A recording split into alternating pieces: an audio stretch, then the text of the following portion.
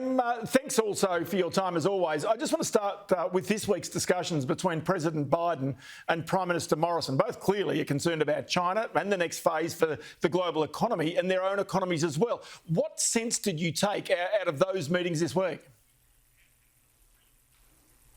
Well, look, I think it was a great success for the Australian Prime Ministers this week, certainly. I mean, it's been a fortnight of success, really. Of course, we had the Foreign Minister here last week and the Defence Minister, and then the Prime Minister arrived with his entourage this week, culminating in the Quad meetings on Friday, just yesterday, which were a great success. I mean, it's extraordinary to see the Australian Prime Minister sitting, in the East room of the White House next to the Indian Prime Minister, the Japanese Prime Minister, the American President.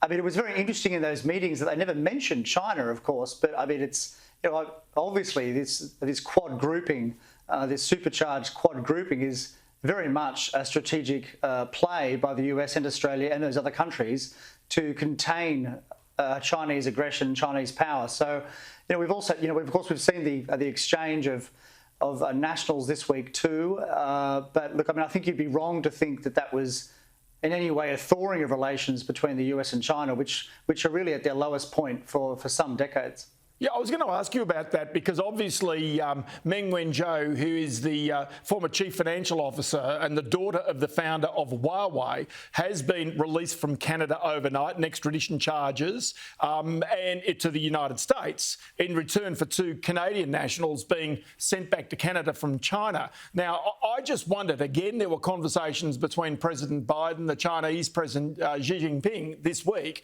I just wondered about that thawing of relations. You're saying it's an all-time low. Do you get the sense that Australia's hand is stronger as a result of this?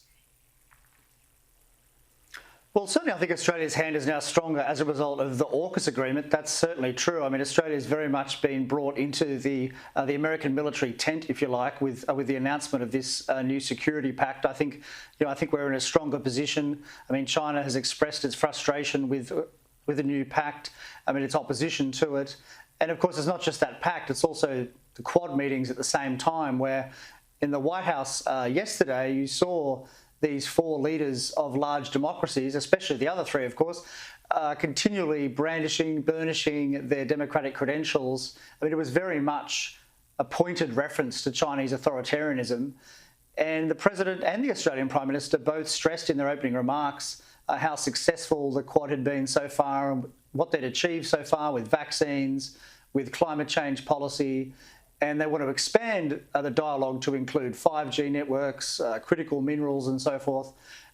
So I think it's certainly Australia has come away from this last fortnight. The Prime Minister's left the United States in a much stronger position, and it's worth mentioning too that for all of the ruckus, all the discussion about France and its withdrawal of ambassadors from Canberra and Washington, so far France has failed really to scuttle the Australia-EU free trade negotiations and seems to have really had no effect on Australian relations with other European countries and, of course, the US too.